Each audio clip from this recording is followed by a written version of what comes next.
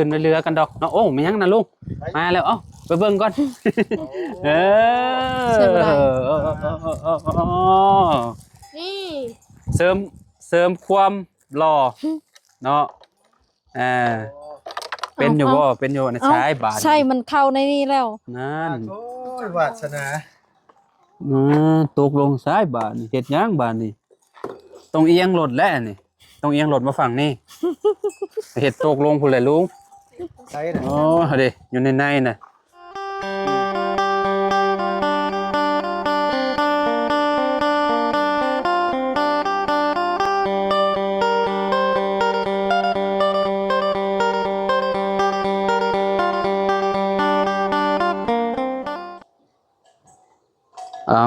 กราบสบายดีและสวัสดีเนาะพ่อแม่พี่น้อง FC บัสสุขูสู่คนเนาะเปิดภาพมาบัดนี้อยู่พี่ได้บาดนี้พี่น้องเนาะอยู่ทางเฮือนน้องจันพี่น้องเนาะปอพี่น้องเนาะเขียวคักปัญญังผักบัวเนาะผักบัวผักกาดเนาะบักแตงน้องเพิ่นก็ออกแล้วพี่น้องเนาะได้กินไวอยู่ซะนี่เนาะแสดงว่าเราเป็นมวยอยู่พี่น้องเนาะทางน้องสอนจะเป็นอย่างใดพี่น้อยเนาะออกระบอของเพิ่นเนาะพักบัวพักกาดจะเป็นอย่างใดทางนี้สิพ่อได้ขั้นชมแล้วพี่น้องผู้ข่อยเมื่อประมาณ2-3 มื้อมาบัดนี้โอ้ยอันนั้นเลยเนาะพี่น้องเอ้ยเป็นเบี้ยเลยเนาะทางนี้เฮ็ดหยังทางนี้บาดนี่กูไก่อยู่กูจักไก่ตัวเองอยู่บ่นี่ สบายดีคือผมไปเกลืออยู่ข้อคุณน้องเมนบ่ไก่เจ้านี่น้องจันคือกันอ้าวคือสิเมนอยู่หรอวะบ่แม่นไก่เจ้ามันสิมาอยู่ในเฮือนเจ้าในข้อบ่มีบ่ซะเนาะไปหมดแล้วฮะบ่มีมันบ่ได้ไข่บ่นี่นะหังคือหังหลายอยู่หลายหังอยู่มันบ่มีจะไข่เลยมันออกเลยฮะมันออกเป็นลูกเลยใช้ลูกมันอยู่ดิใช้ลูกมันไก่อยู่นี่จักโตลูกมันคือกันฮะ7 โตใช่บ่มีให้บ่น้องมันมีว่าให้บ่มีบ่ใช้ลูกไก่แม่เรายังอยู่นี่ใช้บ่ลูกมันข่อยยานมันบ่ซับจะบ่ลองจับมึงดูจับเบิ่งค่อยข่อยยานเจ้าประจับอยู่ด้านหลังมันพูนข่อยยานบ่มันบ่ซับจะดอกหาเด้นี่ข่อยยานเด้ข่อยยานยังบ่ทันได้ออกลูกใช่ยังบ่ได้มีลูกนะตัวนั้นทันมีลูกตัวนี้ยังบ่ทันได้มีโอ้มันยังบ่มีลูกมันกำลังพักแสดงว่าตัวนั้นยังมีตัวนั้นมีลูกใช่จะว่ามันมีลูกฮะมันไปแล้วไปหากินแล้วโอ้แสดงว่าจะโป้งออกแล้วโดยได้7 โตบ่แม่นตายไปแล้วฮะอัน2 โตหันตายแล้วยังเหลือแต่7 โตบอกว่าตอนนี้มันพาลูกมันไปหากินเหยื่อบ่ได้ได้แม่นโอ้แสดงว่าได้กำไรเลยเด้เนาะ ได้กำไรแล้วเพราะว่ามันมีลูกเลยเด้เนาะจักสิรอดหรือบ่พี่น้องเพราะว่ามันหนาวเด้เนาะถ้าว่ามันบ่หนาวยังว่าไข่เด้สิได้ลูกมันเนาะโอ้งัวควายพี่น้องเอ้ยเนาะบ่มีควายเนาะมีแต่งัวแบบกำลังหลังเขาข้อเขาแรงอยู่พี่น้องเอ้ยเนาะเกลือเข้าจักไก่ตัวเองจักอันไก่ไก่พันธุ์อยู่ไสซะไก่พันธุ์อัน2 โตน่ะขายแล้วบ่หรือแนวใดฮะไก่พันธุ์นั่นน่ะจักแล้วโอ้โหเอาไปทางใดกันบาดนี่บ่เห็นฮอดไก่พันธุ์บาดนี่ผู้เด้ผู้อยู่เทิงผู้โอ้ยเนาะพี่น้องเอ้ยคิดว่าไก่ตัวเองเจ้าจะฮอดไก่ตัวเองเนาะโอ้ยพี่น้องเอ้ยเนาะทางนี้กลับมาแล้วบาดนี้เนาะทางน้องตัวมีหยังตกใจวะดิโอ้ยว่าสิถามเจ้าฮู้จักอยู่บ่ เจ้าฮู้จักอยู่บ่ไก่ตัวเองน่ะน้องหัวเนาะอันนี้แม่นบ่หัว แม่น โอ้ยน้องจันบ่ได้ฮู้อีช่างน้องจันนี่เนาะคืออยู่บาดนี้โอ้แม่ใหญ่บ่เลยเนาะนี่เนาะอ๋อพี่น้องเอ้ยเนาะบ่ไก่โตนั่นน่ะแม่ใหม่บ่ที่ว่ามันอันนั้นไก่ตัวนึงหันพักบ่ได้ออกลูก ออกจากโต้นน่ะ แม่น ฮะได้7โตบ่ แม่น อันนี้ก็แม่นบ่ บ่แม่นนี่ไก่แม่เขาเอง โอ้ไก่แม่เจ้านี่เนาะ โดย บ่ได้ลูก3โตนี่เนาะ โอ้โห โอ้พี่น้องมีแต่แม่งามๆเนาะ ยังว่าท่านกราบ ตักกะเลย ไก่มันไปหากิน มันจังโมงแล้วนี่มันจังยังบ่เข้าข้อเข้ารถอยู่4โมงแรงเนาะฮะบ่จะห้องไก่นั่นได้นะบ่กุ๊กๆแล้วมีหยังอีกบ่นี่โมเมนต์ติโอ้ย บ่ได้ กุ๊กก็ถึกอยู่กินนี่โอ้ยน้องหัวพี่น้องเอ้ยสำห้องมาพี่น้องเนาะห้องไก่เมื่อกี้นี่ฮะกุ๊กก็ถึกแล้วเพิ่นห้องมาบัดนี้เพิ่นว่าพี่น้องเนาะ ใส่ โอ้ขอยได้ยินอยู่กินนี่ฮะโอ้ยพี่น้องเอ้ยเนาะเอาว่าหยอกเพิ่นซื่อๆพี่น้อง ไก่ค่อย เนาะ หมดนี่ ใช่ นี่ บ่แม่นบ่เลยบ่ แม่น รวมทั้งหมดถ้าจักโตก่อนเนาะไม่ยังน่ะ เกาโต บ่มะฮุงโอ้มาแต่ไสน่ะมาแต่ไสน่ะ เพิ่นเอื้อยแม่มาแต่ เออ สงสการคือกัน ปัจจุบันเกงหลวงก็มีคนเชียร์ พี่ บ่ น้องน้องหันเสีย จุ่มข่อยก็ไปอันนั้นไปส่งสงกรานต์นั่นน่ะสาวน้องหลาไปคือกันพี่น้องเอ้ยเนาะอันอ้ายของผู้ที่เสียชีวิตน่ะเป็นลมมื้อนี้เป่าน้ำแล้วก็ถึกไปฮอดป่าช้าก็เป็นลมพี่น้องเอ้ยเนาะให้ห้องโอ้พี่น้องเอ้ยเนาะเนาะโอ้งามเนาะแม่นี่เนาะไข่แล้วบ่แม่นี่เนาะ ยัง เมื่อกี้นี่เราเกลือถึกอยู่สาคิดว่าไก่กับเจ้าอันนี้ก็แม่นบ่ฮู้ แม่ อ๋อนี่ก็แม่นคือกันเนาะมันกำลังอันนั้นพี่น้องกำลังไข่กำลังผักอยู่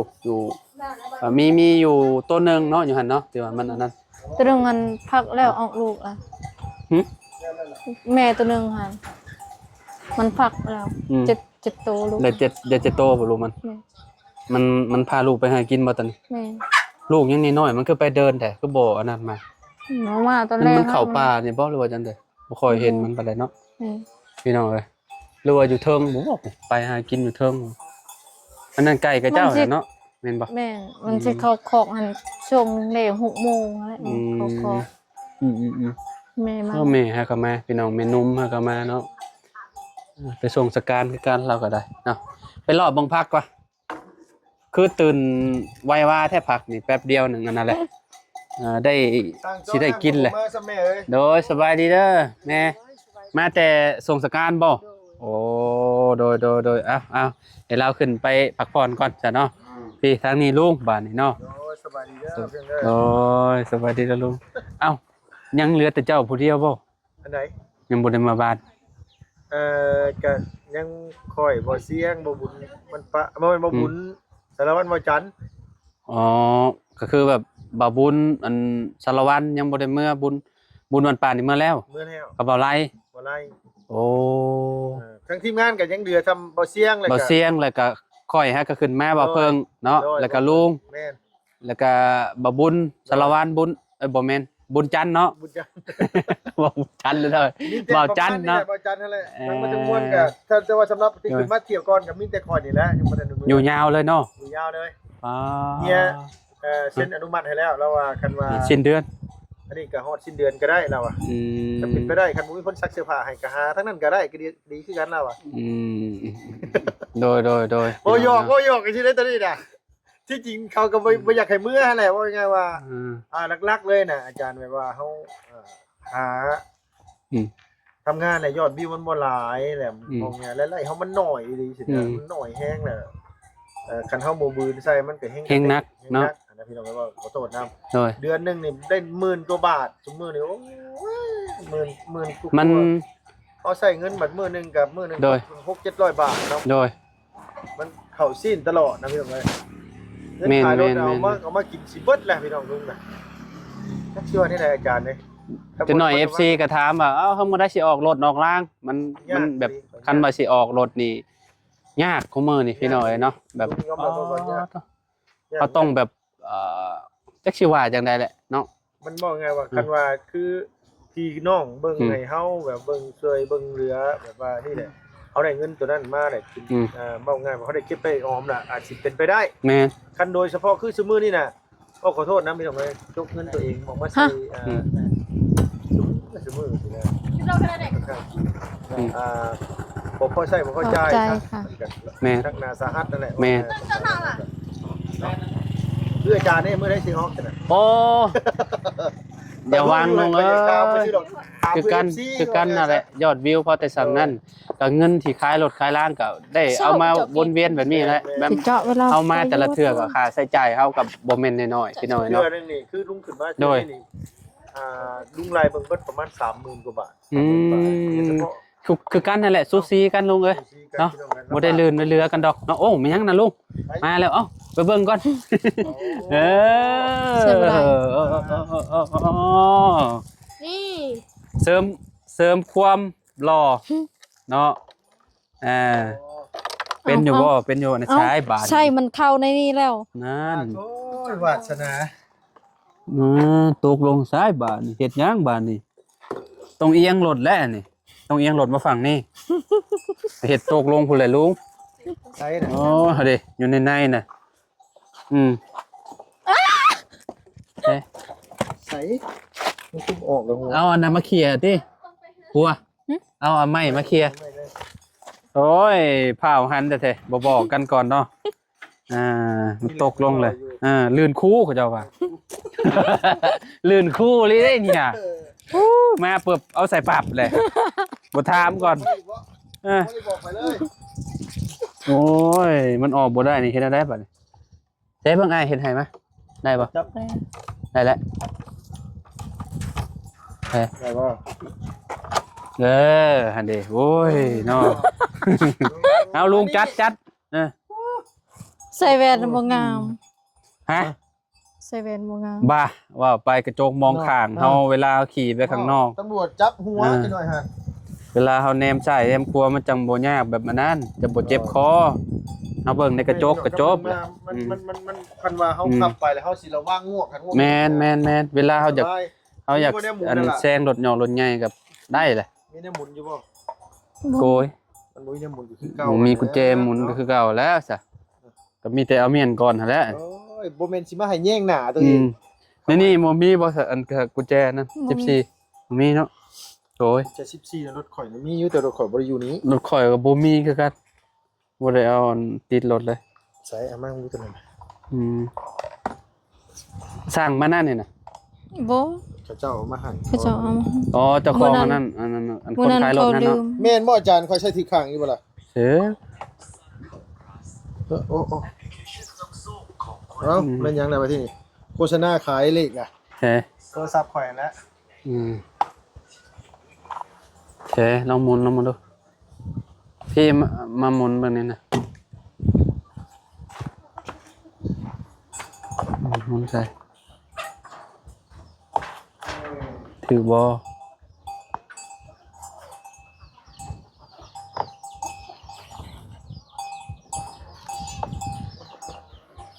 ถูกบ่นั่น บ่ได้นะโมเมนต์ทางมันต้องหมุนมาฝั่งนี้หมุนกลับกันแมนหมุนกลับกันอันเดมันเนี่ยตัวนี้มันไม้น้ำเอาลงเนาะ ลง ไม้น้ำบ่ก็คือเก่าแล้วบ่มีกุญแจจับมัน เนาะ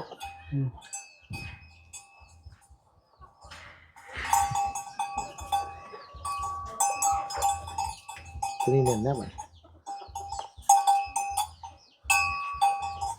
เอ้าตัวนี้บุญออก มันหมุนน้ำมันหมุนตามมันนั่นมันต้องกุญแจจับตัวนั่นเนี่ยมันแน่นก่อนเพื่อก็ต้องเอาถึกทางอย่างบ่ลูก ถึกอยู่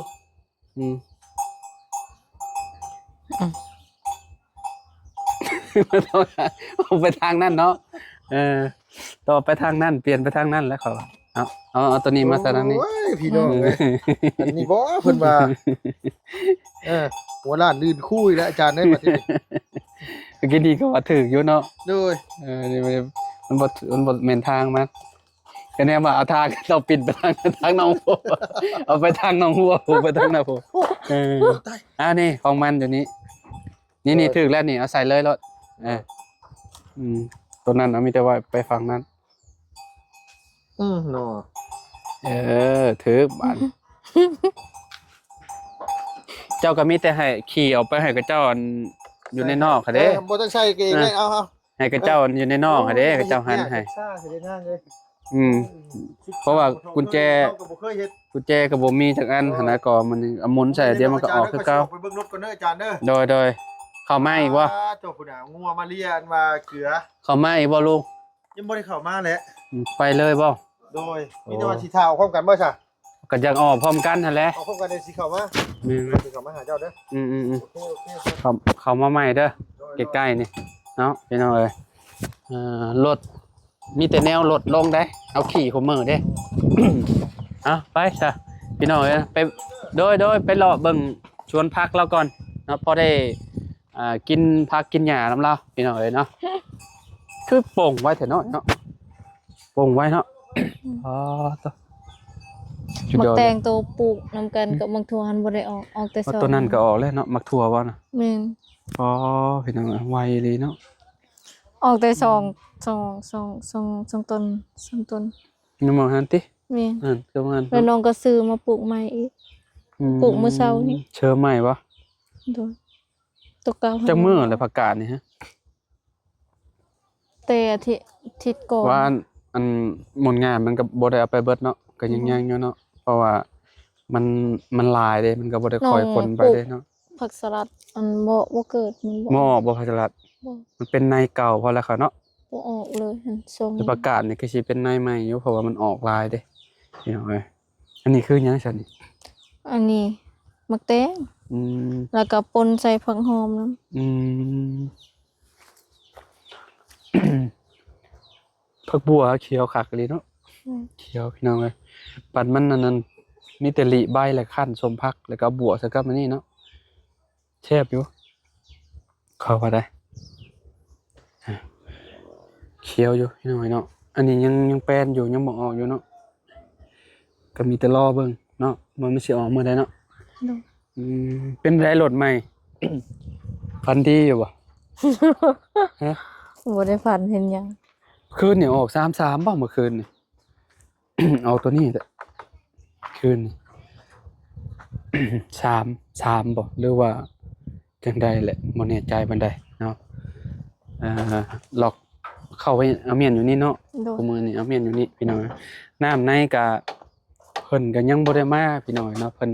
เห็นบ่าวบุญสารวัตรโทรหาเพิ่นอยู่ว่ายามตอนค่ำๆว่าเพิ่นสิมาหางไว้มื้อเช้าจังสิเจาะว่าซั่นเนาะมา ก็ เมื่อวานนี้ว่ามื้อนี้มาเจาะ อืม มื้ออื่นมามืออีก ผิดหวังตลอดเนาะผิดหวังแล้วผิดหวังอีกพี่น้อยเนาะน้องหัวเพิ่นก็ได้เนาะก็คือแบบทีมงานก็แบบสุดๆได้พี่น้องแบบโทรนำเพิ่นตลอดเพิ่นก็เว้า